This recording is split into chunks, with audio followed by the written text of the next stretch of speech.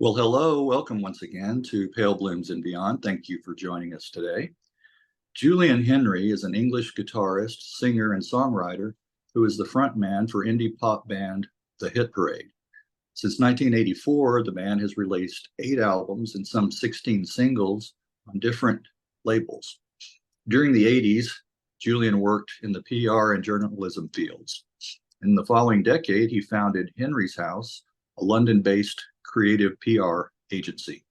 In 2006, Julian was appointed head of communication for Simon Fuller's 19 Entertainment.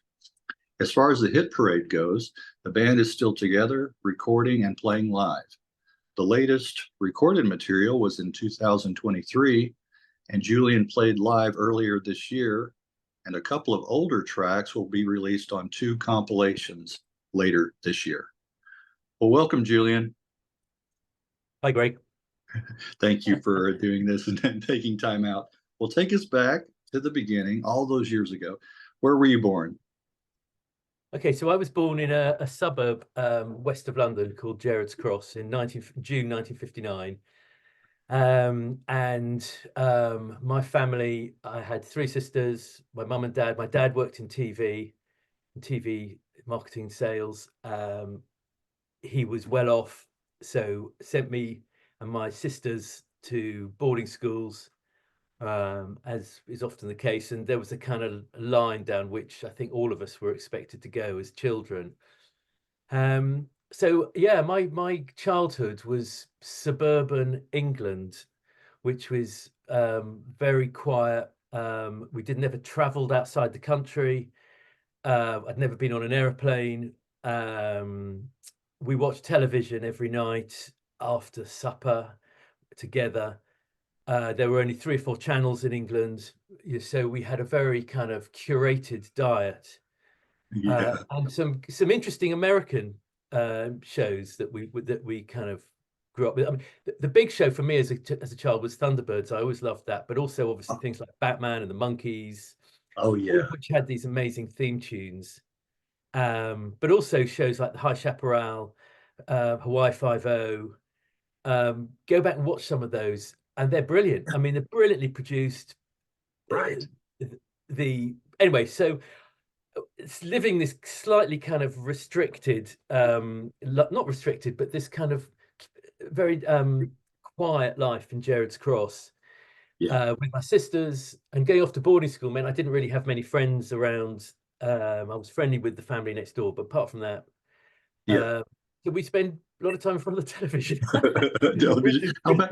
Yeah. How about radio? How about radio? You pick up Yeah. I mean, we listened to the chart every Sunday night was the chart. And to be honest with you, BBC radio here is again, I mean, especially in those days, the DJs and producers of the BBC especially had an amazing power to make and break records. And I didn't really figure this all out later, but as I was like a child in the 60s and listening to all these great bands like The Move or Procol Harum, or I wasn't realizing how these bands had been got on the TV shows, how they'd been got on the radio.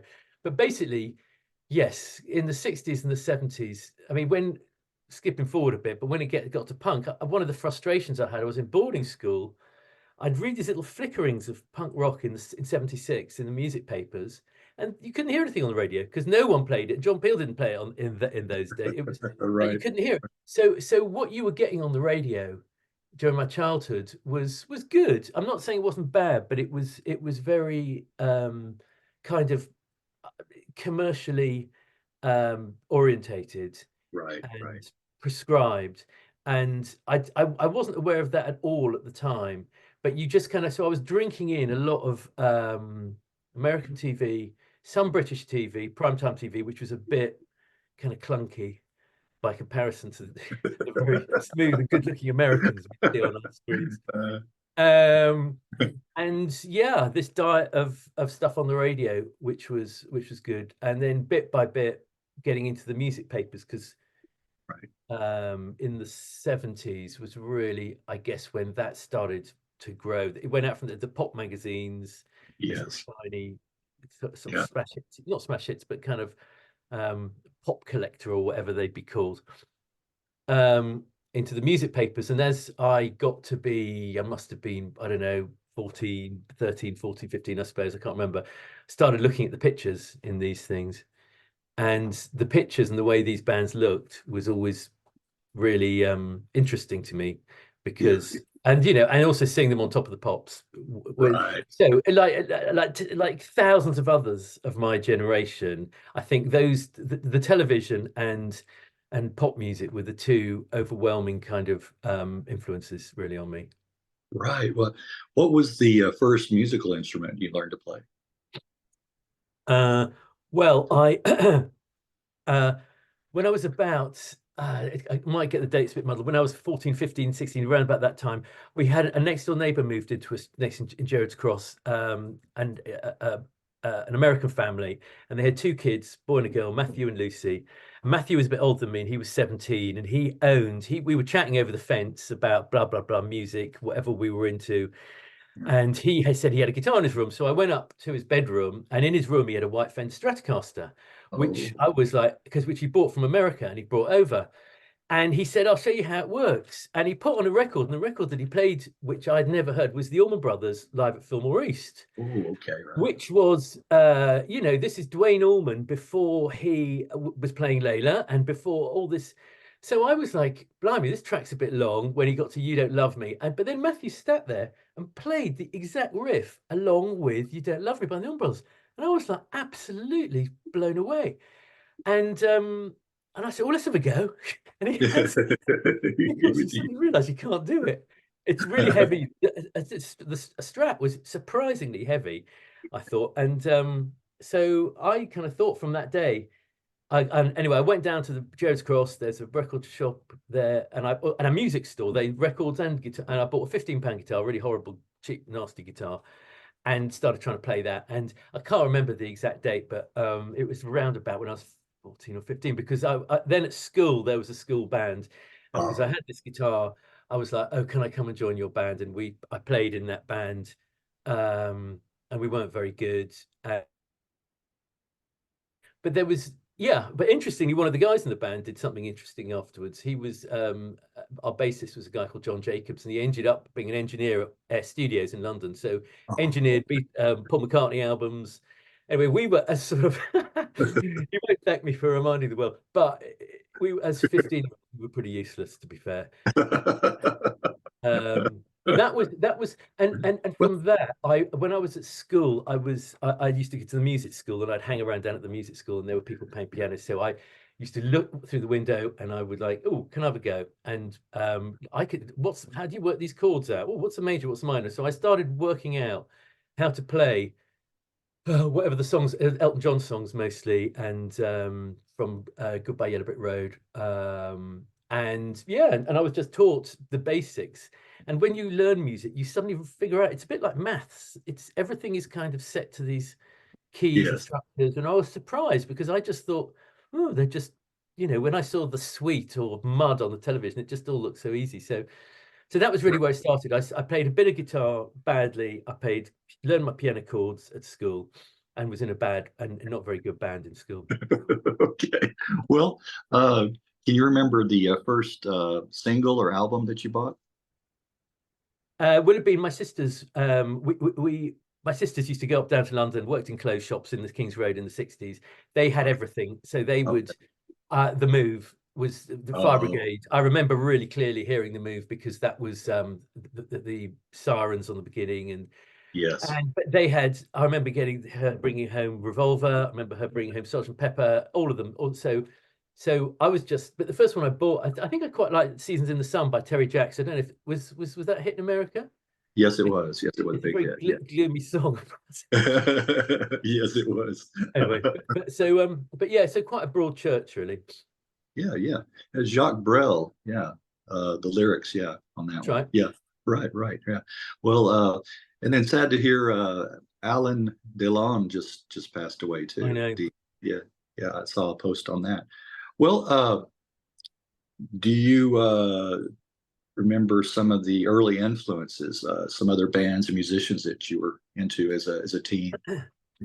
Um, I loved watching glam rock on television because the Sweet, Mud, Smokey, Susie Quattro. I mean, again, all very, I didn't realize how brilliantly produced they were, because again, when you're watching that, you're just absorbing it, thinking that's how it is. And then when later on, when I was a lot older, I investigated Chin Chapman, who wrote a lot of those songs, Yeah, and Ricky Most, right. and these very, very skilled producers, you know, Boney M, all those people. It was so manufactured, and I just didn't see it. I honestly didn't see how manufactured it was. Anyway, but those records, when the Sweet were on top of the pops, they're outrageous. Yeah, I loved all those really outrageous glam rock bands, David Bowie, Roxy Music. Yeah. And I mean, again, with benefit of hindsight, they were playing around with so much wardrobe, hair, makeup, but also identity, their sexuality, personal politics, things which, you know, and presenting it in a very kind of casual way to a very unsuspecting audience who didn't really know what was going on behind the scenes. Right, And right. so all that stuff made a massive impression on me. And so I grew up a pop fan, really. And at school, my education sort of suffered because I remember saying in a careers lesson, when we all had to say, you know, what university we were going to. And it was Yeah, like, Henry, what about you? And I was like, I want to be a pop star. yeah. So and this got laughs, and it was like, why? And who? Sorry. And I said, I want to be like the Rubettes, because the Rubettes are like really sweet. So that's all I wanted. And I was deadly serious about it, really, and convinced that music would offer. And I was, yeah, music would offer a kind of my future, because at that point, students were very, I felt, I didn't like students really. The idea of academic study, I'd been really put off it at school. Yeah, And we were never cultivated artistically. We were never, you know, we had one foreign non-English language, which was French. We weren't taught to cook, you know. We weren't taught practical skills. So I felt a bit constricted at school. So I didn't do very well in my exams, and really just thought, as soon as I get out of this place, I'm gonna get into music. yeah, And I kind of didn't, I wasn't that fussed. I mean, I really loved the kind of credible, what today are called the kind of credible acts, but equally I really loved the cheesy pop stuff right, right. on TV. I saw no differentiation really between them, because it was all doing the same basic thing. Yeah. Well, how about, can you remember the first concert that you attended? Yeah, it would have been the exact year, maybe 74, 75. Alex Harvey Band it was, who Oh, you may not, I don't know if you know them, but yes. Glaswegian, Yeah, fantastic. I mean, yeah. theatrical rock band. I went with my twin sister. We were allowed to go to London on the train.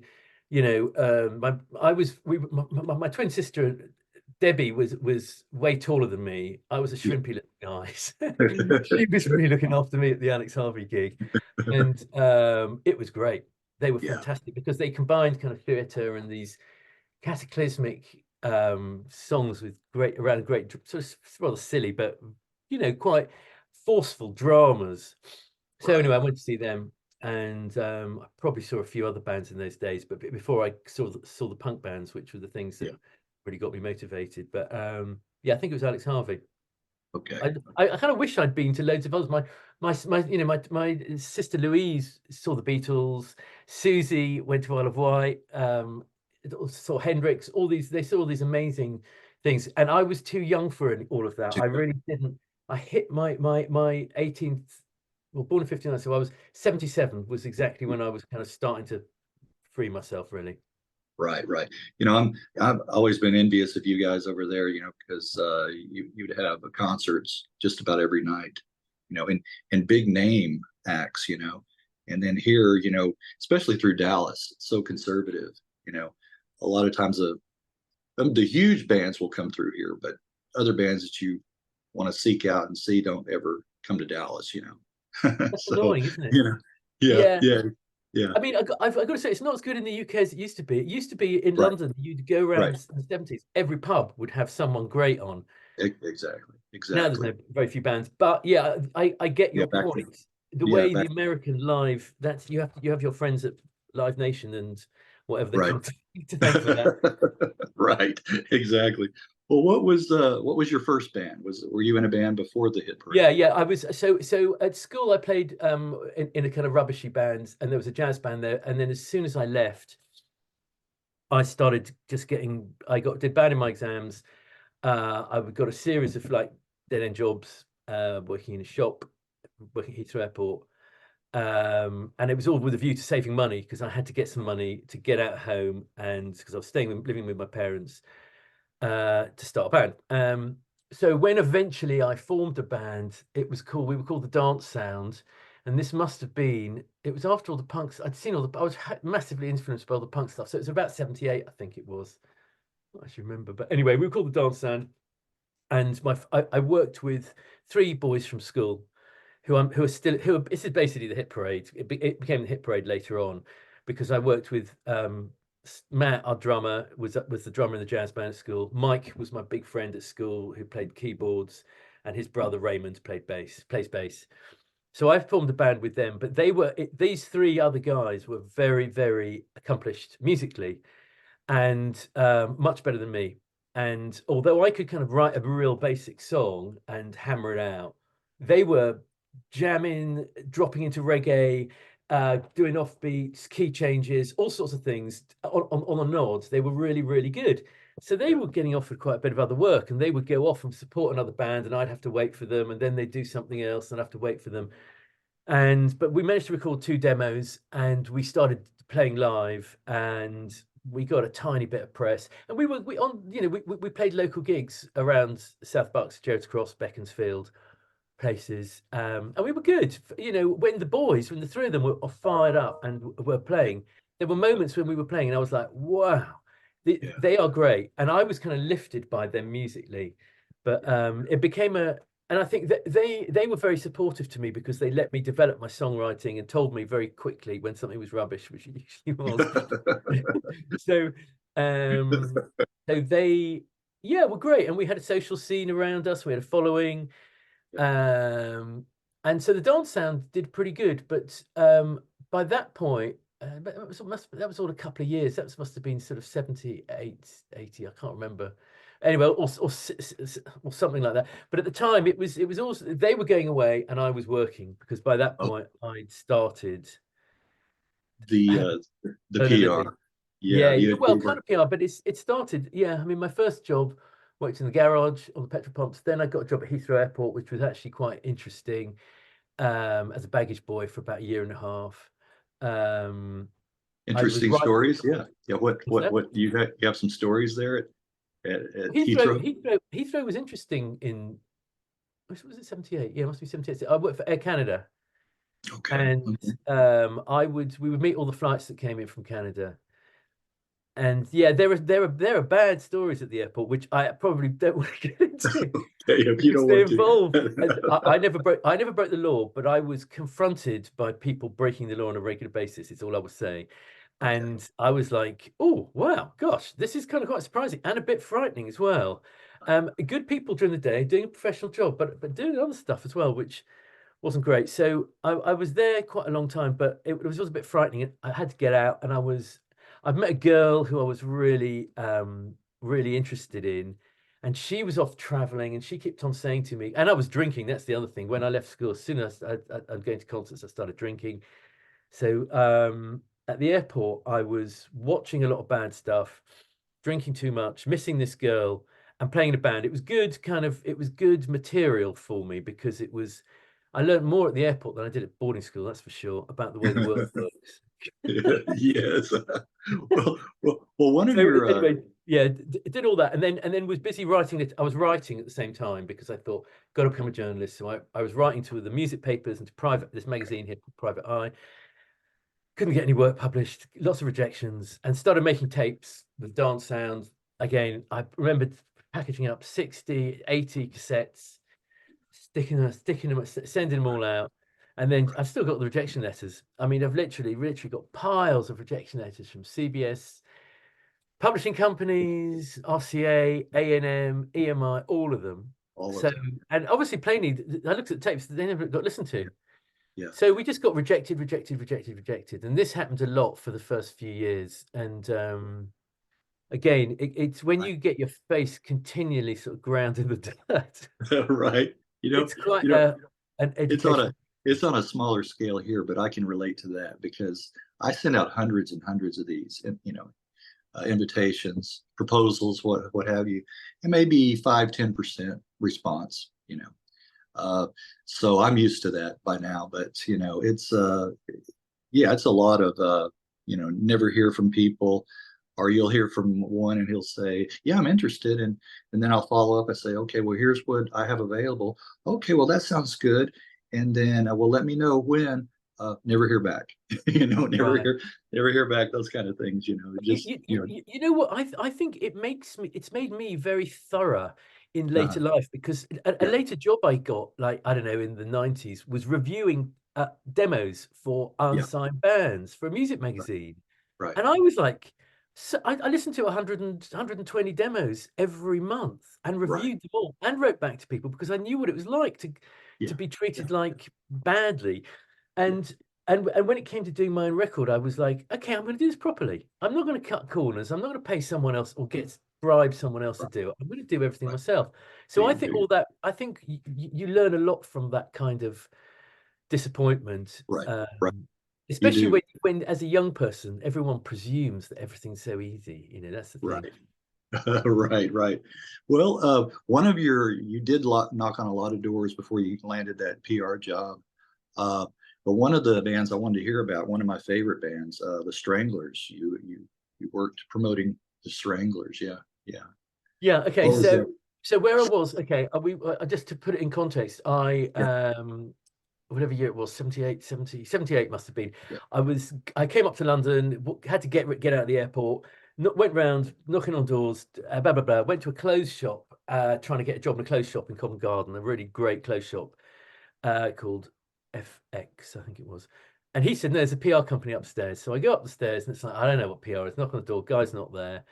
Um, I come back, I see him, and he just wants to get rid of me. But he says, "Okay, write me an article on Wire, this new band." So I said, yeah. "Sure, sure, sure." I had him the article on his desk the next day, and he gave me a job. So Okay. this was Alan Edwards, who was 23 or 24. He's still around. He's a modern publicist. He did Bowie's PR and in those days he had a small little roster of punk bands, and he gave me my first job. And so whenever I see him, I'm always very grateful to him.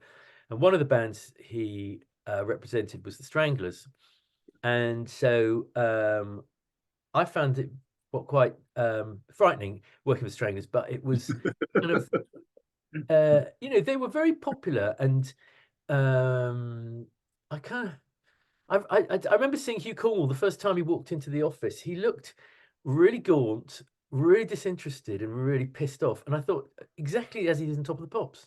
Yeah, He's- yeah, I right. thought I thought all that kind of moody, glaring was some, but no, that's how he was. He was like, and then John Jack Burnell, the bass player, he used to Yeah, kind of just bully people. He would come up behind me and just pull me off my chair and kick me and knock things off the table, just to have a laugh, because he'd always go around with these guys who were Finchley boys, who yeah, they not Hell's Angels exactly, but they were kind of rough guys from North London who were the band's security. So John Jack Burnell would come in, and I was the new guy. I'd been there 3 months. I went to boarding school. I had a stupid posh voice. I kind of didn't. I looked really square. Well, I was a sitting target. So anyway, so that went on for a bit, but having said all that, I saw them a few times. They were great live. They learnt their chops in the pub rock, yes, um, yes. that See circuit, that thing. free Yeah, punk, which is where yeah, Dr. Feelgood, Brinsley, right, all those great pub rock bands.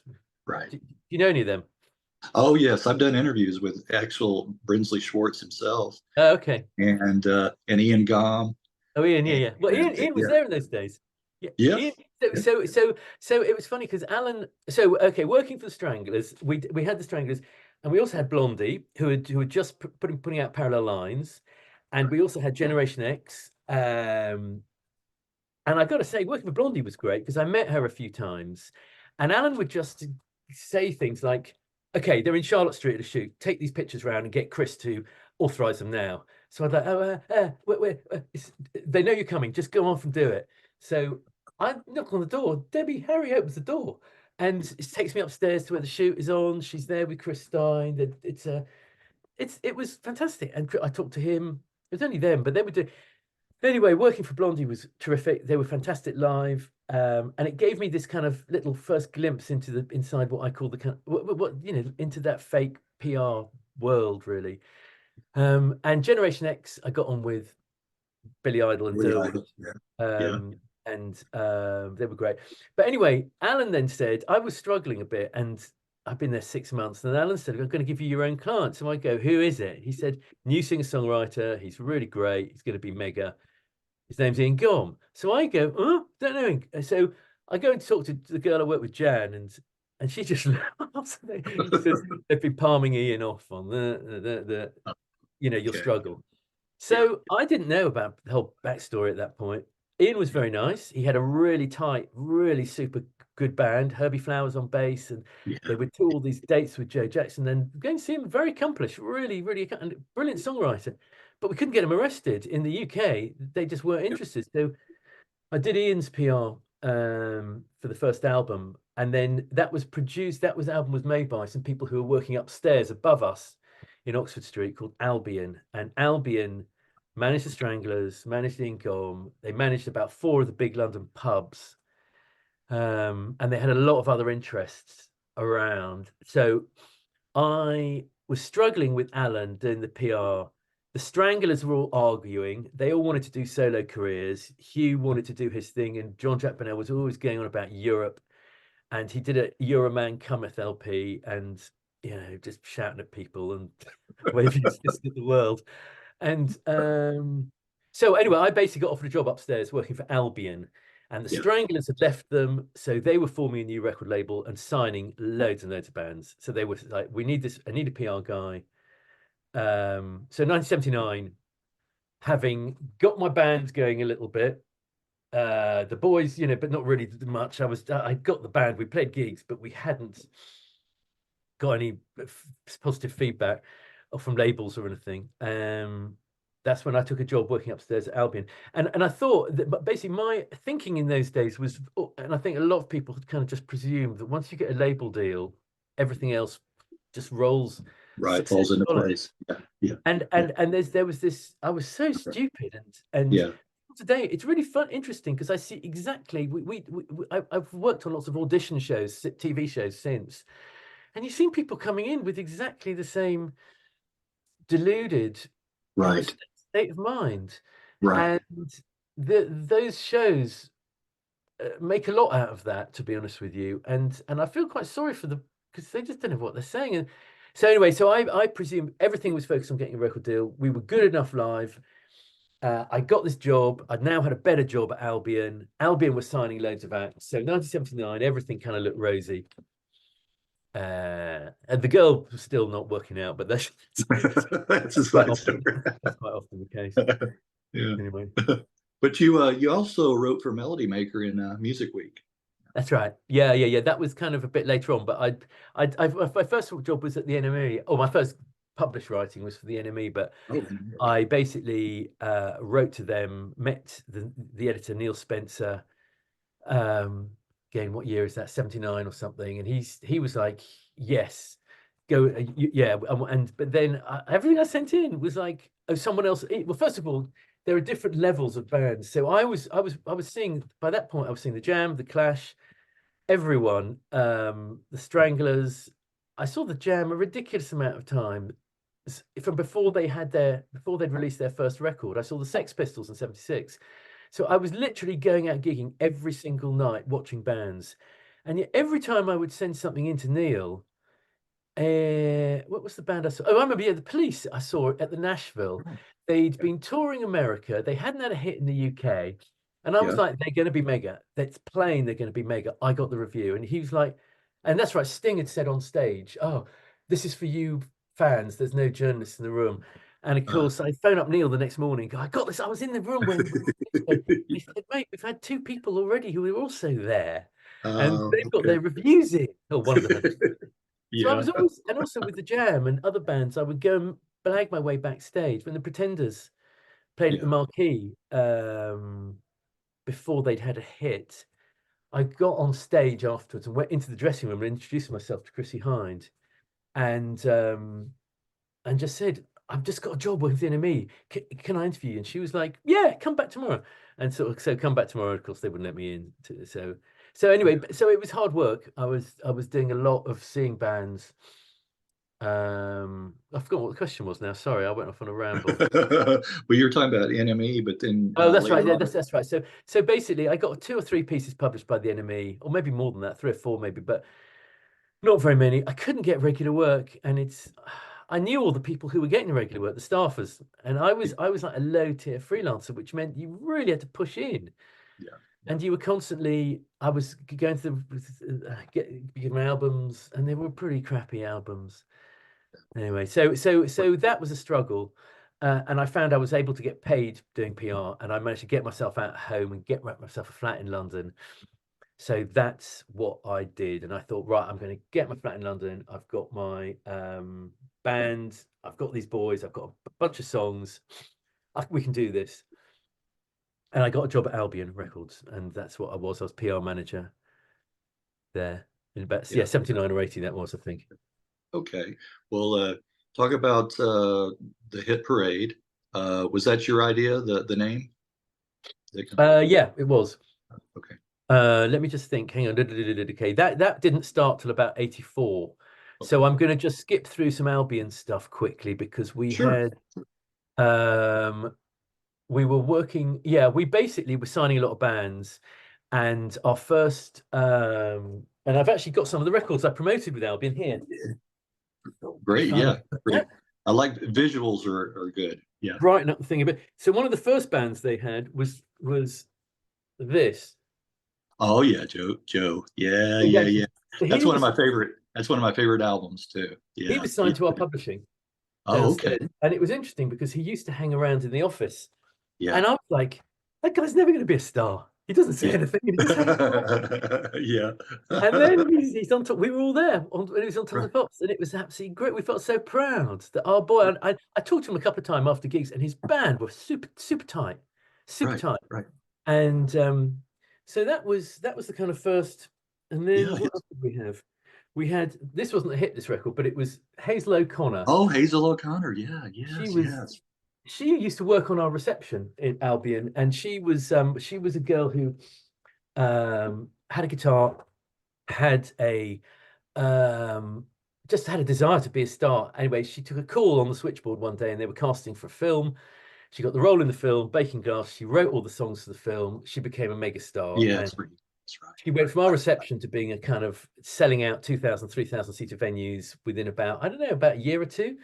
Is that right? But there were massive problems because she signed everything to Albion, and then she was like working with Tony Visconti, friendly with David Bowie, and everyone was saying, you need to be free, you need to be out on a bigger label, blah blah blah. So she ended up falling out with Albion, which was really distressing to see because she was the first person who I'd call her a friend, Hazel, and she was like just beaten down by the like a big dog had her in a corner. It was really nasty. And anyway, she went off and she was managed by someone else, and she went off and did a different thing in the end. But I know when I read her autobiography, I could see she was really hurt and damaged by that stuff at Albion. Anyway, so there was that record, but I still have lots of lovely memories of her because now you won't know this one, but this is a really obscure one by a band called Pinpoint. You're right. I don't know that one. Right. But I won't talk too much about it. But they were very good, and they were tight. They were a 3-piece band. Okay. And then there's this one, which you might know, which is the DBs. Yes. Right. So I'm familiar with them. Okay, so the guy who ran Albion, one of the 2 guys who ran Albion, was called Di Davis, and he was a very well-connected Welshman who had worked for Bowie and Hoopla in the 70s, worked for Main Man. Tony DeFries. Di knew lots of journalists, had great taste, very clever man. He knew Alan Betrock, who was a New York, he founded a New York rock magazine, and Alan Betrock was a big cheese in the mid-70s. I think he was the guy who recommended the Ramones, to Seymour Stein and Blondie. So anyway, Alan Betrock, when Di was over there seeing him, said, "You've got to sign this band. They're going to be absolutely monstrously big. 2 singer-songwriters, classic 4-piece." Now, at this point, the Knack had been over about a year before and had a hit with My Sharona, and it's like, Yeah. "Are they like the Knack?" It's Yeah. like, no, no. Thank goodness. not like the Knack. But they were classy, and I remember them coming into the office, the 4 boys, as they were, and I'd never met any Americans before. It sounds absolutely ridiculous, but they had fringes and really cool sweatshirts with like their university Winston-Salem on them, and they sort of sloped around, and they were really cool. And when I arrived with some biscuits and some tea. Like, anyone want a custard cream? They thought they thought it was funny. But so anyway, got to know the DBs and spent a good couple of years doing a couple of albums for them, and had a lot of great fun. And those records. Anyway, they were one of the sound man on that tour was Mitch Easter, who then goes on and produces REM. I think REM. I was going to say Scott Litt and REM. It's really interesting seeing what followed with REM, because REM. Okay, yeah, actually, that's one thing I should just say, because the DBs, everyone in the industry, or most people in the industry, seem to believe that they would be mega. We got good reviews. We got them on the Old Grey Whistle Test, which is the big TV show. We got them good write-ups. And then the second album, we needed a novelty, because people were making pop videos at that exact time, and they were very expensive, horrendously expensive, too expensive for a small label. Stiff Records were doing it for madness, but they were like DIY. And we had a suspicion of the pop video, and also we had a suspicion of MTV, because MTV hadn't launched, but MTV was launched by, from memory, someone like Warner's and Cable and Wireless. If you look back to the very, very foundations of MTV, we were like, what do these guys know about music? You know, our lot, we're from the pubs.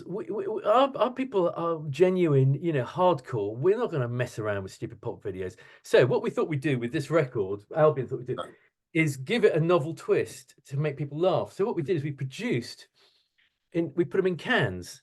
Okay. So we produced and this is an authentic DB's album on cassette in a can, which has never been opened. You need a can opener to open it. You actually need a can opener. Yeah. And you can see these online. But this was a kind of marketing gimmick that we did. Yeah. People laughed at. That's great. Funny. That's great. That's great that you still have that too. I know. When I kept it all the time, I remember thinking at the time it was. I thought it was a bit of a laugh, actually. Let me ask you, does it have an expiration date on it? It's certainly got a bit rusty. No, it doesn't. It's got no expiration. It's got a long shelf life. Yeah. Open with care. I mean, I think tapes are still good. The tape is still good. Right. But anyway, it's I kind of quite like that, and we were really proud when we had boxes and boxes of these things, and everyone loved it, and it was a big novelty. And then the front page of Music Week was MTV is about to conquer the world, and no one was interested in our stupid tin can, basically. So but the DBs were great, and they came back and forth, and we did 2 albums, and they were part of a whole wave that was just too early, I think, in benefit of hindsight, because the first gig they did was a show called Taking Liberties at the Rainbow Theatre, big theatre.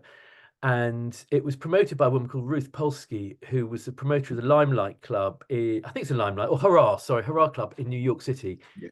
She was an American, again, was like, this thing is about to happen. All these bands are about to explode. And in the UK at that time, we had people like probably Teardrop Explodes, Echo and the Bunnymen, these kind of slightly more self-aware kind of rock bands. And so Ruth staged this show, Taking Liberties. DB was the headliners, and there was Polyrock. There was who are the other bands? The Bongos. Anyway, 6. I can't remember. It'll be on the internet somewhere. But there were 6. Great bands. Anyway, the place was empty. No one. Everyone in London, in Camden Town, was rocking around to Madness or the Specials, to Ska, and they weren't interested in all these very kind of clever and quite articulate and accomplished, thoughtful, artistic New York bands. So I remember being at the gig and standing there. We were promoting the main band. It was like, where is everyone? and the whole place was empty. And one by one, the bands came on. This place holds 2,000, and there must have been, I don't know, 100 people there. And at the end of it, the Polyrock guy, I always forget, never forget rather, the Polyrock guy got so angry by the ridiculous thing, what's happening. He got his guitars, they were finishing, just threw his guitar right into darkness into the audience. And there was a shout from Pine. It's a guy. It's somebody. This guy's been kicked off, bleeding. And it was a really, and then the DBs had to come on after that. It was just a bad night. Yeah. But Ruth was great, and anyway, so yeah. How do you follow that? How do you follow that? Right? Well, I know. But it was we did some good records at that point, and the DBs I think stands the test of time, really. Right. And all pre-REM, like you said, pre-REM. Yeah. And they must have felt a bit weird with REM, I think, because I think REM different. I mean, slightly different sort of material, obviously, but yeah, REM had MTV, and they had whoever that management company was. They had someone very powerful in their corner who allowed them to develop. Anyway, so but that was a few years later. So I think but anyway, while I was at Albion, I was becoming, seeing Hazel becoming a star, seeing Joe Jackson becoming a star. Ian Gilmour had a hit in America even. That's the other incredible thing. Hold on. Huge, yeah. So I was watching all these people and I was thinking, well, Jesus, what do I have to do? And so eventually, long story short, me and the boys decided to call it a day as the dance sound. And I was like, okay, because also I think I've been very affected by all the punk groups. And I haven't really talked about that, but when you watch those bands, it was very male, but it was a very gang mentality, and it was very anger based. But it was also at that point in my life, I had nothing. I kind of fallen out with my family. I'd left this school, and the punk thing really welcomed me, and I made friends at those gigs that stayed friends forever. And the bands are the dearest thing that I have. I mean, I saw the Jam countless times, followed them around, and later in life you meet other Jam fans and it's like a relative. I was like, oh, you were at that gig. And I was like, I remember being at one gig trying to befriend the support band was the Vapors. It was up in Aylesbury, and being Turning Japanese. What's that? Turning Japanese. The Vapors. They were supporting the Jam, and I'd seen the Jam multiple times, and I'd met them at the airport actually. Yes, I wanted to get my guitar signed by Paul, and so I when they were flying out, I met them very briefly at the airport, got them to sign my stuff. So anyway, so I went to the gig at Friars thinking I'll make friends with the support band, get on the tour bus, meet the Jam, and who knows what might happen. Yeah, they might give me a job. But that's how I felt. So anyway, that night ended up in complete disaster because I got on the tour bus with Dave Fenton, and I'm chatting away. And Paul's manager comes on. He's an old guy. The band are outside. The three members of the Jam had done the gig. They're outside the dressing room, surrounded by a huge mob of fans, all signing autographs. They're going to be there for about half an hour. I'm sitting on the bus with Dave, with security. And Paul's old bloke gets on, who I didn't know at the time, but it's Paul's manager, his dad.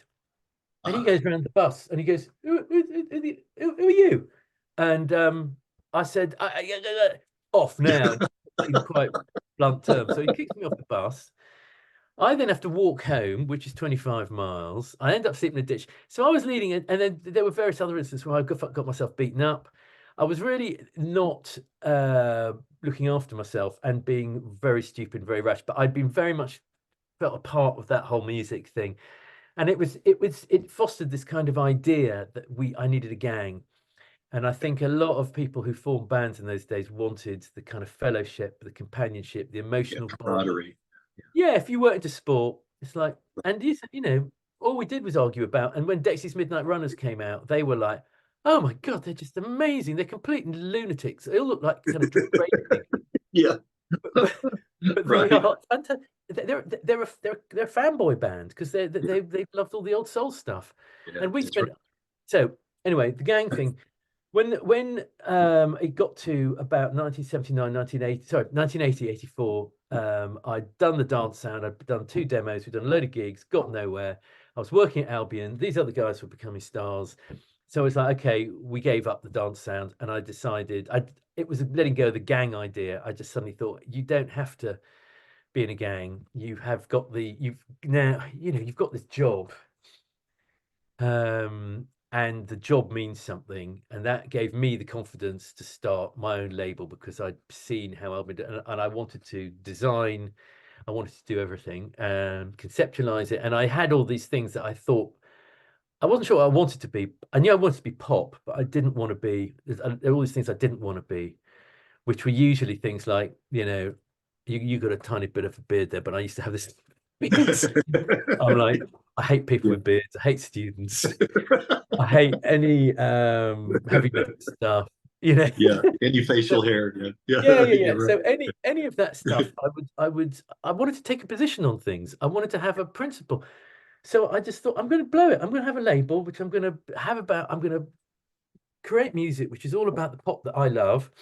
Yeah. And the girl that I love, and these ideas of what being in love means, and romantic ideas, and I'm going to try and distill it all, put it all onto vinyl. And it took me a long time to do it, but this is our first. Yeah, that was our first single, and it's JSH Records. So no, I spent months hand drawing that big guitar. I did. I electrosetted all those. I electrosetted that.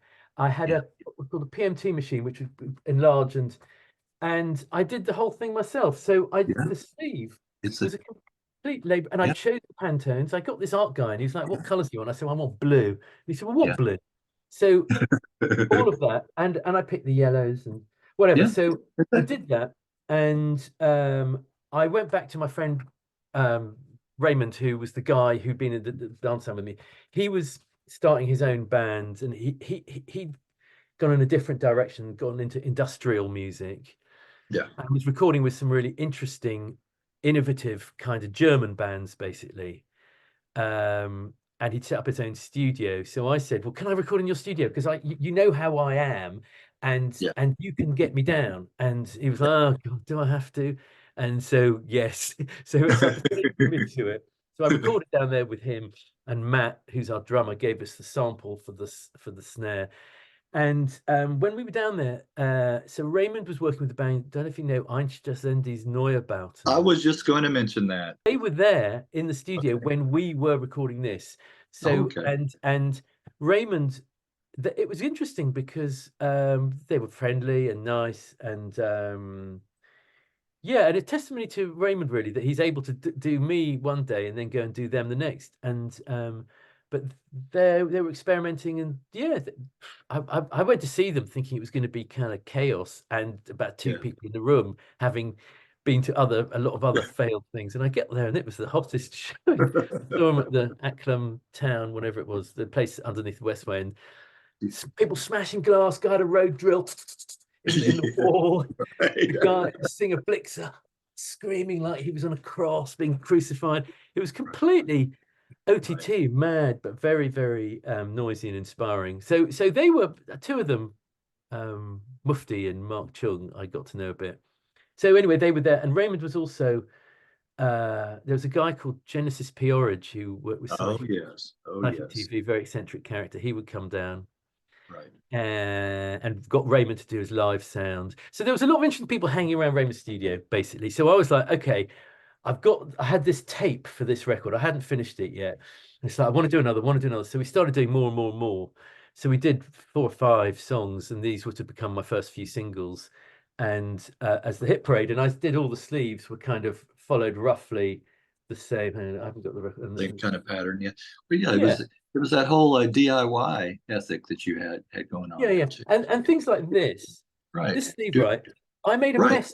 I made a mess on the printing. So what I had to do is I had to guillotine 4,000 copies. Oh my God. So I really took a lot of care over it, and it was really good fun. And anyway, so we started sending them out. We got some reviews, and it was fun and good. But again, nothing really happened for I gotta say, I like the color scheme, you know, and it's vibrant. You know how it Yeah. kind of pops out. They pop, you know, because of the white background, the bright colors, and then the white background kind of against Oh it. yeah, it's kind of simple. I've always Yeah, liked, yeah, attractive, yeah, but especially it's pop music. It's not yeah. like film music or classical music or something. It's Right, like, right. so yeah. Anyway, so that was that really, and also I used to use a lot of these kind of fashion images. You can't really see them on there, but there's a couple Yeah, running hand in hand. yeah, I used to right. love the iconography of. Yeah, My mum had all these old fashion magazines from the 60s, Harper's Bazaars and yeah, Vogues. So I'd cut a lot of stuff out from those. Richard right. Avedon shoots and some of those 60s photographers, absolute, and the women, the models, and everything about them, the styling of Right, them, sensational. right. So I integrated a bit of that to try and make my thing look a bit more classy. Classic. Well, going back to the forever, hold that one up again. The first single Yeah. for yeah, yeah. There we go. Forever. What was the now let's see, I should have asked you how to pronounce this. The Vorticist movement in England, the Vorticism, yeah. Vorticist. Yeah, Um, Vorticism was an art movement in the UK around about the time of the First World War. And there were, it was, how do you describe it? I have never studied art. I'm not an academic, so I'm not going to define it for you, but it was kind of anti various things. And they used primitive materials. And Wyndham Lewis was a man who inspired me. He was a bit weird and said some strange things, so I don't like everything he did, but some of his designs, and he did a manifesto, um, a Vorticist manifesto, which was like celebrated the good and the bad. And so I started copying that, and I did a poster for our first record, and we used this Vorticist manifesto as an inspiration, but I updated it and stuck it around. I pasted it on walls around West London. I got up in the middle of the night, got my bike, drunk some whiskey, and went out with a load of these posters and put them up myself, which is exactly what Malcolm McLaren and Vivian Westwood did with the Sex Pistols, you know. right. So I did all that until I was attacked by a bunch of men, because London was, or West London was, a closed shop, and it was run by a man called Terry the Pill, who was a kind of gangster guy who the record companies would pay, and then he would chuck their stuff in the river, but he would manage the turf, and he would, so it was organized. Was Anyway, and this after I was this after the Cray twins? yeah. It This is was. because Craig was 60s, so this is like Yeah. 80s, but it was Okay. anyone who It's worked like in a label, a music label right, in London in the 80s or right. 90s will know who Terry the Pill was. Yeah. It might still be around, I don't know. But anyway, so I'm out there pedaling around sticking my things up, and I got I got attacked by these guys. You were Everything's asking, hit the you ground, my bike stamped you on. were you were asking for it. I did, yeah, but I was like, well, I want to do my thing. Right, So, right, but I'll tell you why this was important. This record, it was the yeah. first one we would. I was driving home. I'd been hassling. I sent a load out to DJs. I went and waited outside BBC Broadcasting House, and I gave one to John Peel. And he tried to get away from me, and I like ran across the road and chased him down. And I said, I made this record. I did the sleeve. I'm from Gerrard's Cross. I've recorded every note. I've written the song. It's all I want to do. And he was like, stood back a bit and was like, okay. And anyway, and about 2 weeks later, he played my record. I was Yeah, completely surprised, and he played it on the right, radio, and he played it a few right. times. And then Janice Long, another DJ, played it. Janice Long, yeah, yeah. Yeah. So So and it got a bit of radio play. yeah, So and once that happens, that weirdly helped the distribution. And I got a right, call right. That always from helps. the distribution company saying, "Can you more adverts?" And I said, "Well, I haven't got Yeah, money for adverts." yeah, And anyway, so blah blah blah blah. So that's what happened there. yeah. Well, going back to the whole DIY attitude, especially like doing the album to sleeves, but the lo-fi recordings in Raymond's garage, family garage. That's right. And then again with the selfie approach, that you kind of revolutionized that. You began I doing. Go ahead. Yeah, no, I mean, I just think I'd figured out. Remember, I'd come out of school with no exams. I'd failed at every football team I've been in. I'd had my, and I was like, if you're going to do something, you're going to do it yourself. I'd learn not to rely on anyone. So I Right. wanted to do it. And but I didn't have, I never did art at school. I never so I didn't have, I was unqualified. So I'm like this kind of idiot child blundering around with things like Letraset, trying to put them in the right place.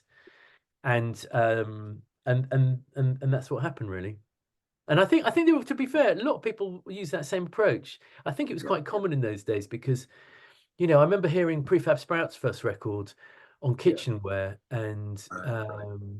very crude, very simple. Yeah. I can't think of what the other ones were, but the un the non there was a lot of big label stuff that was very, like, I remember seeing the Haircut 100 and Depeche Mode. I remember seeing them at the Embassy Club, unsigned, both of them. And I went to the Haircut 100 show with Chris Stamey from the DBs, and we both, and that's right, we met an agent. That's right. Hang on, I'm just remembering this. We met we're at the Embassy Club, small little place. Haircut 100 come out. They all sort of grins. The guitars high. They look really cute, and the songs are really sweet. And the agent is saying, all the Americans are coming over here because they want to sign British bands like Flock of Seagulls. Uh-huh. And I think Flock of Seagulls, Haircut 100, all the American. And Chris, I'm standing next to Chris Stamey, who's this really gifted Native Yeah. American songwriter. Yeah. That's the last thing he wants to Yeah. hear. Yeah. That they're all over here signing Brits because Yeah. he's coming. Right. So, Well, so I heard, speaking of Flock of Seagulls, Mike Score relocated to Florida. Is he still running a restaurant? Or do you oh, I don't know? know. Yeah, I, I had when I read up on him, the last I read, he was running a restaurant in Florida. So, uh, I don't know. I mean, you could be right there. yeah. It's I just remember them at the time. I didn't like them at the time, Yeah. but they've done Yeah. great since, and that Yeah. being in that movie La La Land Right, right, right. and everything. Anyway, but there were two sorts of bands really in a way. They were the more produced, polished bands like the Heck Up 100s, blah blah blah, and they had amazing good studios. They had very expensive, good producers. They had a lot of machinery behind them because I was working at Albian, indie company. Yeah, I saw the budgets of we couldn't afford videos on any of our acts. yeah, We were yeah, like, how's Dave Robinson doing it stiff? It was yeah. anyway. So yeah, I just decided to do it myself and let the music stand for what it is. And the other thing actually that happened around then, which was a big bit of a revelation, there was a TV show in England called Chartbusters, which was a documentary that basically revealed how the chart had been hyped. And it followed Right. on. There'd been lots of hype paler stories in America, but this one was really plain, and it was like, oh, okay.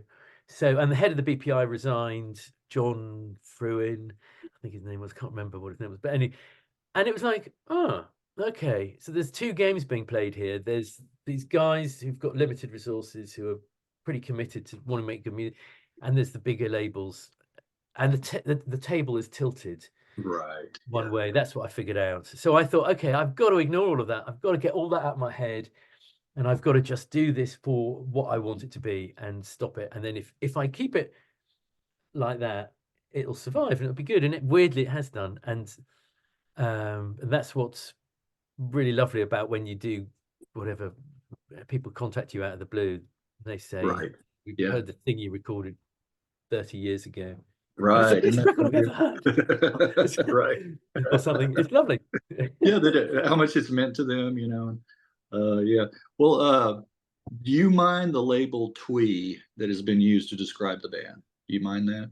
Not really. No, I mean, I don't get it's just a description. We were I mean, twee means, I suppose, little or sweet, or I don't know what the definition of it is. Sugary, small.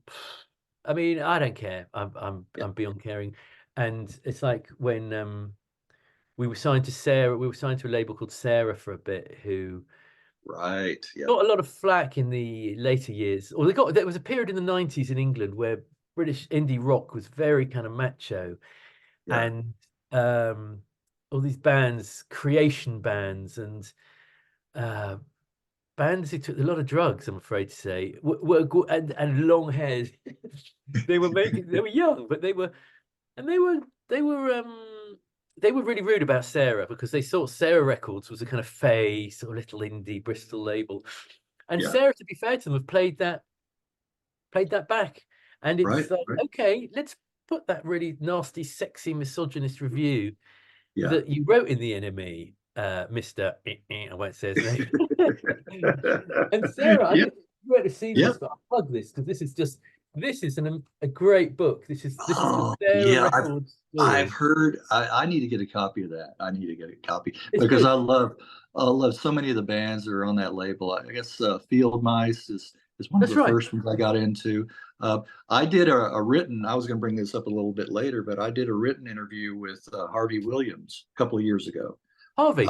Yeah, yeah, Oh, did you? and That's cool. yeah, yeah, and then some of the other ones, like Blue Boy, and I'm working on Brighton. getting one with Orchids with a couple of Oh, guys yeah, from the Orchids, yeah. they're still together. Yeah. Yeah, yeah, yeah, yeah. So another sunny day, brighter. I mean, I can go on and on and on. But yeah, I always like that kind of style. Kind of It was very, melon. it was, yeah, it was very homely because Yeah, they had a flat in Bristol, Matt and Claire, the people who ran the yeah, label.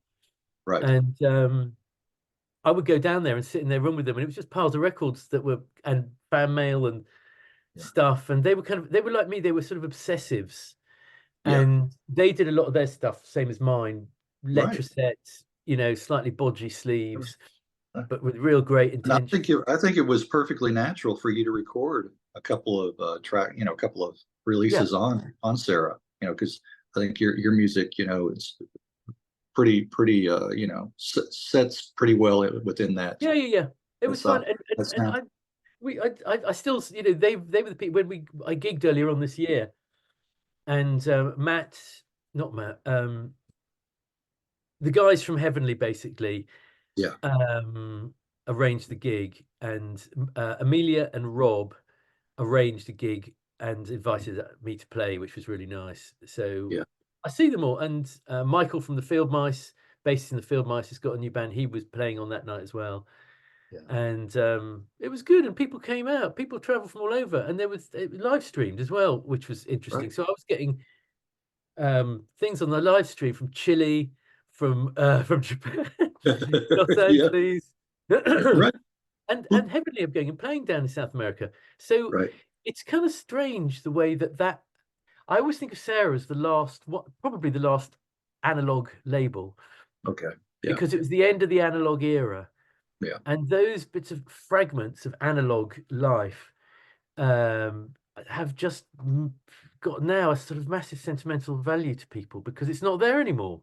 right. And that's the other thing. When I started the Hit Parade, I was pissed off that you couldn't buy record players in the shop anymore. So I would walk down the high street and I go into a Mhm. record shop and you'd get like Sony Walkmans or little portable cassette players. And I'm like, hey, Yeah, hang on, where's the record players? yeah, And yeah. they didn't sell. You had to go to the expensive shop to get the really. And I was like, I don't want to buy a Den on Deck and all these.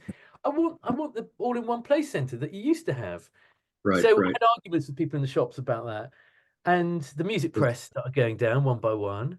Yeah, So all these things, the end of the analog era came, and I just felt, okay, so this is where my little job is, my Hit Parade thing is.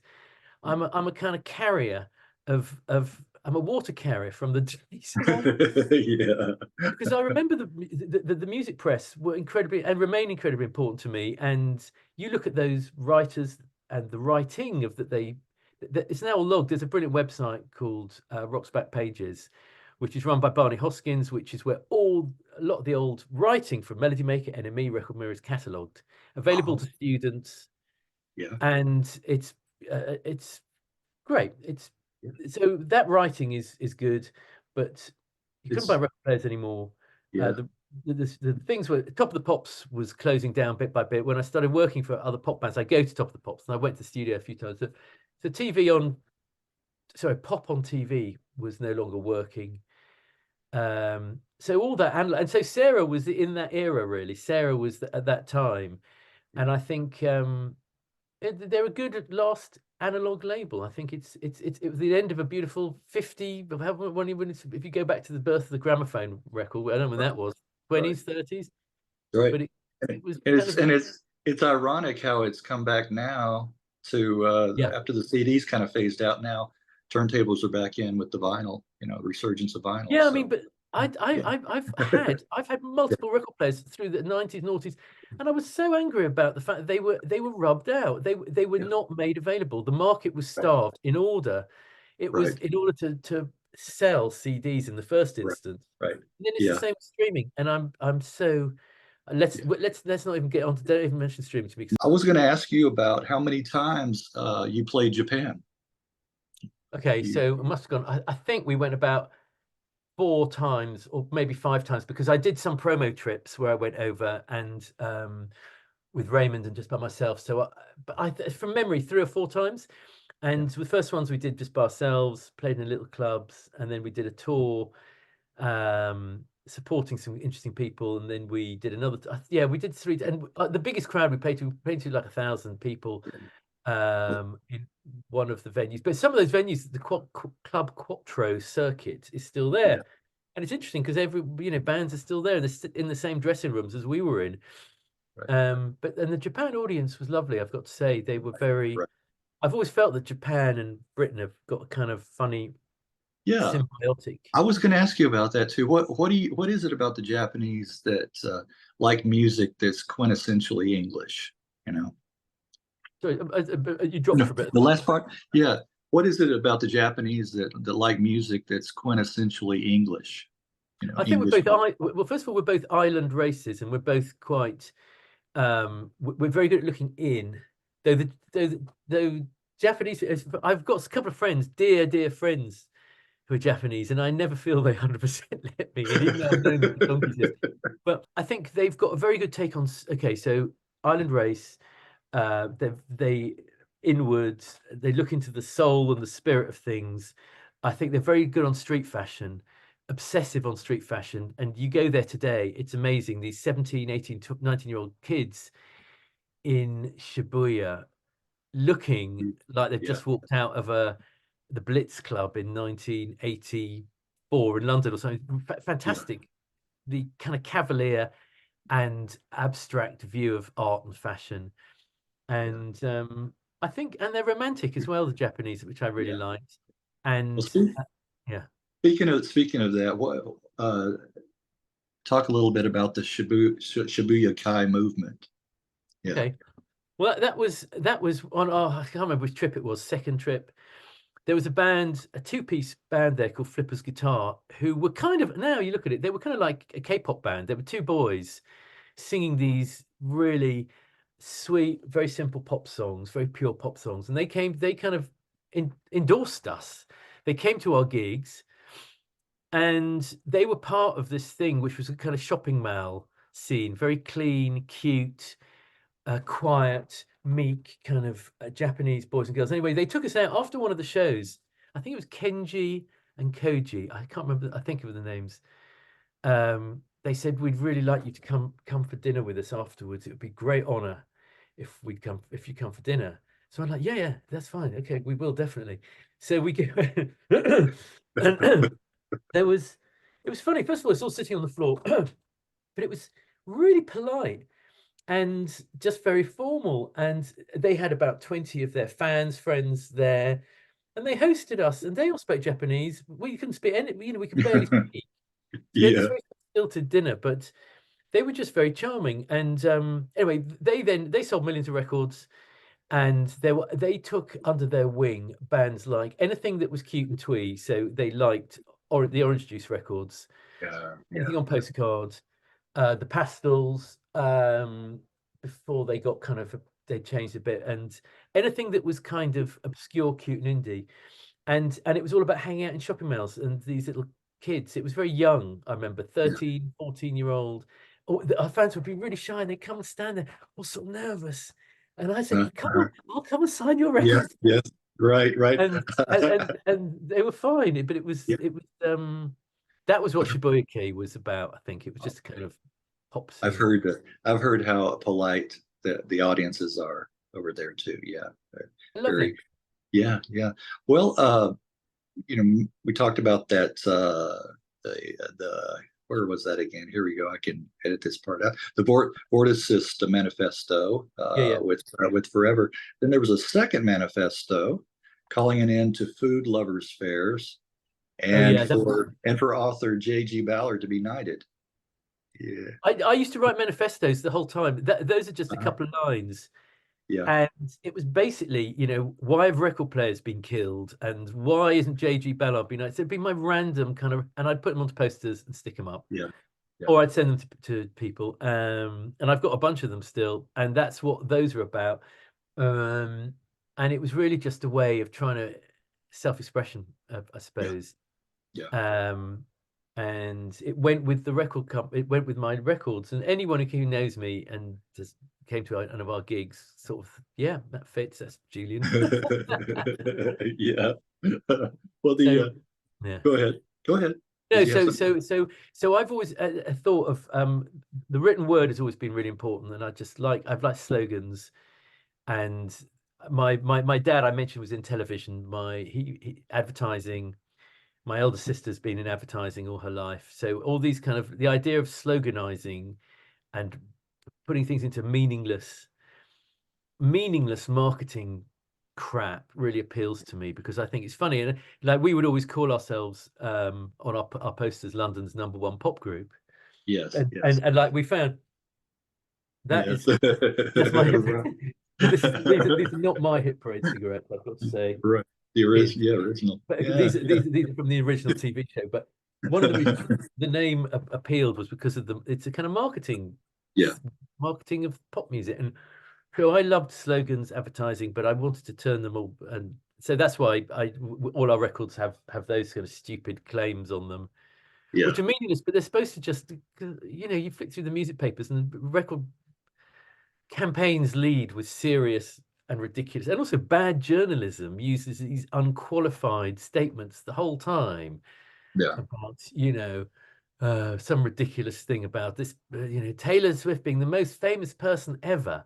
It's Yeah. like, look, she's really, really famous, but you don't know that she's special. It's lazy. So that kind of lazy, sloppy stuff is fair target, I think, for me. Oh yeah. Yeah. It should be. It should be. Well, the single "I Like Bubblegum" Oh yeah, and Zenner Zen Mermaid. a Mermaid. Yeah, that's Yeah. inspired by an old carving about Okay.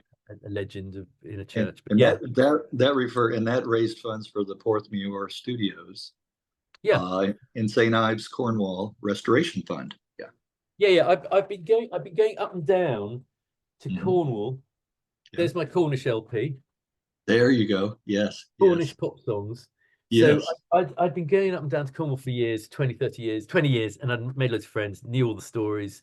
So I wrote an Okay. album about it, and worked out Yeah. really well. I was going to say you must have an affinity, a special place in your heart, Yeah, Cornwall. I do. And Yeah. it's Yeah. I've got my oldest school friend is down there.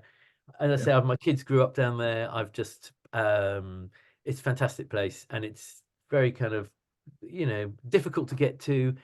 Um, People have got a strong sense of their own identity. It's good. I'd recommend it wholeheartedly.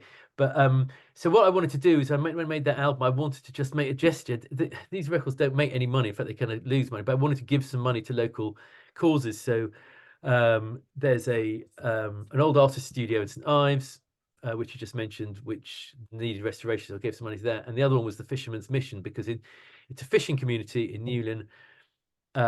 It's closed now, the mission, but I gave them some money from one of the records. I can't remember which single it was, and it was good. It was a good thing to do. So I felt better about it, because when you're writing about a lovely place like that, you need to just reflect. And also all the songs, when you listen to the songs, I write about fishermen. Yeah. And Right. I write about the drug trade. There's a drug trade off the coast there, where boats drop boxes of things, and fishermen go out in the middle of the night and pick them Yeah. up. And then someone looks at the fisherman's garage and see, oh, he's got a new garage. How did that happen? Doing well on his fishing, isn't he? So, Right. Making a lot of money fishing. yeah. Yeah. So it's that's being me. I'm being very trite Right. and Right. childish, but it's lovely, and they deserve. They're very poor, and they deserve support, and it's so that's why that happened. Yeah. But yeah, and the Yes. record, I recorded that with Kath Carroll. She sang on it, who's old friend of mine, who's recorded on a few Hit Parade records. Right. So that was that, really. Yeah. Yeah. Well, fast forwarding to 2009 and 2010, I mentioned earlier Harvey Williams. You played with him at the London Indie Pop Festival. And again, I did a written interview. I will send you the link. I'd love to read it. You can check it out. It's June of 2022. The written Okay. interview. I can send you to I my see Harvey the website. whole time still. He's Yeah. Okay. Yeah, he's a he's nice guy. he's great. Yeah, he's still at the BBC, and he's um doing great. And I got to say, it's been a really good friendship. He was a Hit Parade fan in the first instance. He's told this story before, but he came around to where I used to work, the fashion PR company, and left something for me. And I'm like, who is this guy? And Yeah. then I phoned him up. Matt from Sarah said he's in a band called the Yeah. Field Mice, and he's nice. So I phoned him up, and I'll never forget, I said, is that Harvey? And the voice goes, yeah. And I said, oh, it's Julian Henry from Hit Parade here. And he went, ah! So we got on great, and we played together, and he came and played with us in Japan, and yeah. And anyway, so we got asked to do that indie pop festival, and we basically did a few of his songs and a few of my songs, and we have surprisingly, he's younger than me, but we have surprisingly, we have a big overlap in our things that we love. We're obsessive about bands like 10cc and the Holly, and we'll sit in. It's really pathetic. We sit in the pub arguing about some old trivia about some man or woman on a record from 40 years ago. Yeah. Anyway, that's Harvey for you. He's lovely. Yeah. Well, if I was there, I would join you guys because I do a lot. I do a lot of that myself. Yeah. Well, in 2014, the band, speaking of Sarah, the band played as part of the Between Hello and Goodbye, The Secret Life of Sarah Records exhibition. Who else played? Do you remember who else played? Yeah, okay, so that was just me. That was basically in Bristol. There was an exhibition at the Arnolfini Gallery, because Bristol is where the label is from, and they had it was an art exhibition with all the old artifacts from the development, and they had various events on there. Matt and Claire talked. I can't remember the bands that played, but I said I didn't want to. I didn't really feel. I wasn't a band by that point. I was just me. And I said, okay, I'll come and be an installation, and I'll come and play in Gunnersbury Park, which I've got somewhere, which is an acoustic single that we did for Sarah. Oh, okay. Yes. That's very Sarah-esque. Yeah, I did. I took that photograph on Deal Pier. And anyway, so I said to the people, I said, I'll come and play, but I want to be an exhibit. I don't want to be. So I played in the gallery, and on the hour, I would walk out, and I would be the Sarah record exhibit, the live exhibit, and I play the song and then walk off. Okay. So that's all that happened, and it was fun, and it was interesting. It was a good chance for me to spend a day wandering around Bristol and then returning to the Arnolfini. Right. Well, just this year, you played at the Lexington, London, to promote Under the Bridge 2, the new compilation LP. How did that show go? Yeah, it was good. And that was it's Skepwax is the label. It's run by Rob and Amelia and others, and they have several bands on, and they did an Under the Bridge 1. And they wanted us to be on Under the Bridge 2. So he phoned it out of the blue and said, do you still do anything? Because you haven't done anything for a few years. And I was like, yeah. Let me see. So I wrote a song very quickly and phoned up Raymond and said, do you mind if I come up and do it? And we did it in the same place that we always record. He still's got the studio in the top of his mum's house in Belsize Park. And so we went up there and recorded it. It sounds pretty good, to be honest with you, called Apple Tree. And I gave it to Rob, and he said, yeah, fantastic, great. So it's on the album. It's probably on Spotify. On I don't know if the album's on Spotify actually, but it probably is. And yeah, and that's it really. And it was, and anyway, so he said, do you want to do the gig? So I did the gig, and the gig was just interesting because it was standing up there and condensing 40 years of music into 20 minutes. And I was like, okay, we're going to really kill this. We're going to nail through it real quick. So I got up and I was like, okay, I started in 84. This was when Boom Boom Boom was happening. Here's the song I wrote. And then 2 minutes later, so I went through, and here are the 90s. This is when I was trying to be like Busted, a real kind of like power pop band. And I went through that. This is what happened. So I just gave a quick guided tour of 20 minutes, played the songs, just me, my guitar, and it was fine. It worked good. It was people were really noisy. I was surprised because Sarah gigs are very quiet, but if you watch the thing, people make a lot of noise, and I was like, oh, I was you weren't used to Someone there. that. Yeah. Well, I think Robin and Amelia, didn't they just visit New York? I think they just Yeah, went to New York. Yeah, yeah, they did tons of gigs. I mean, yeah, Spain, South yeah. America, LA, and other places. Maybe even Dallas if you're lucky. Oh, yes, maybe so, maybe so. I'll have to Yeah, watch out for that. Well, I have to make a couple of comments about your website too. I find it very unique approach, especially the story of the band. It's in a comic book style that's right. with illustrations by Paul McCaffrey. Yeah. Yes, yes, and he's done a lot of other work too. But Paul is really accomplished. I mean, I was amazed. yeah, He turned out to be a Sarah. I can't remember yeah, how we got in contact, but he's a Sarah fan and he knew the Hit uh, Parade, and I'd wanted to do a cartoon strip, so we started doing that, and then those are the pictures from it, yeah, yeah, and it ended up being a comic that was given away in one of our albums. I don't know which one, but and yeah, he's good. yeah, He's a serious, proper illustrator, yeah, and that he's good actually, very good yeah, indeed. So I was lucky that he was able yeah. to Well, jazz up the story a bit. I think yeah. he wants to do a longer one, so maybe we'll get to Yeah, that one. well, I like that. I like that approach because, typical websites, the history, it's like 2 or 3 pages or, and a lot of words, a lot of history. And I like that, you get the feel, you get the idea with just a few words, Well, you know. totally. And listen, I'm a guy Yeah. who spent his life writing press releases and writing this crap for Right. other people. Right. So I can do that like the next man. But so I agree with you. It's like it's Yeah. totally boring. And Yeah.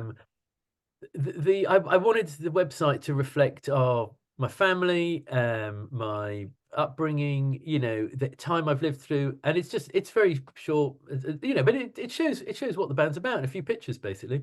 Yeah. Yeah. And then the section on JSH Records, Yeah, very cynical, jaded view of the music industry, but all true, all very true. If you know it at all, and yeah, if you've been around it, yeah, I like that. And then the old pictures, I like that. The old yeah. executives.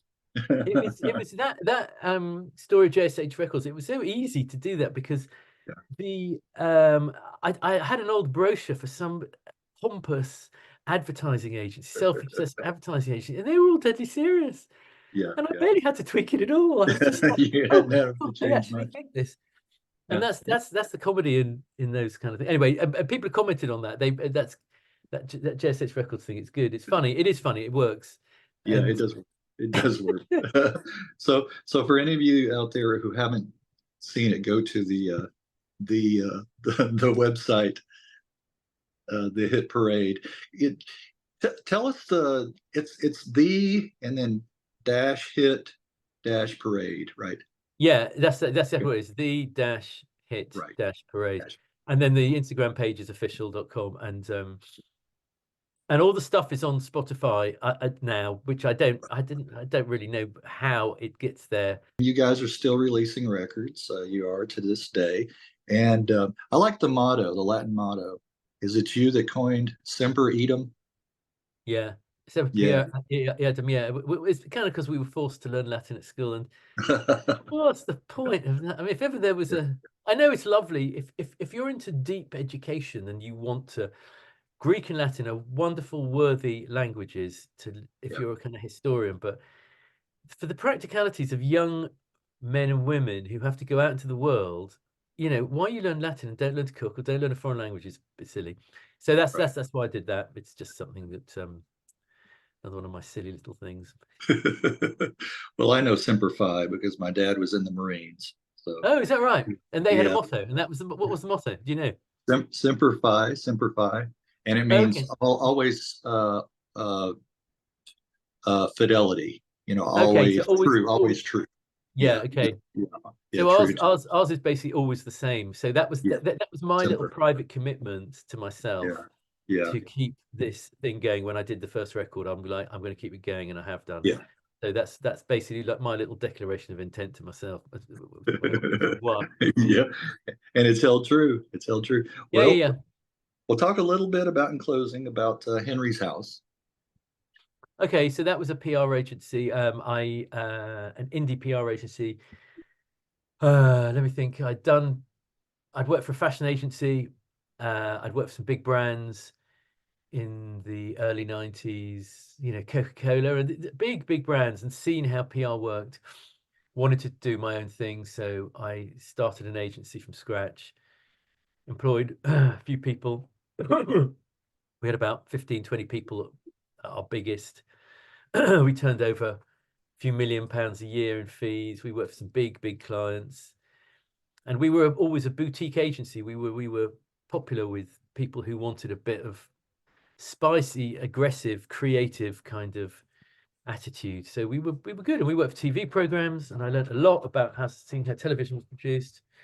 Worked for all those reality shows, and Henry's House was good. But then I got the call in 2007 to go and work with Simon Fuller, and to go work for his company, which I've done ever since. And that took me to America, to LA, worked for some amazingly famous people.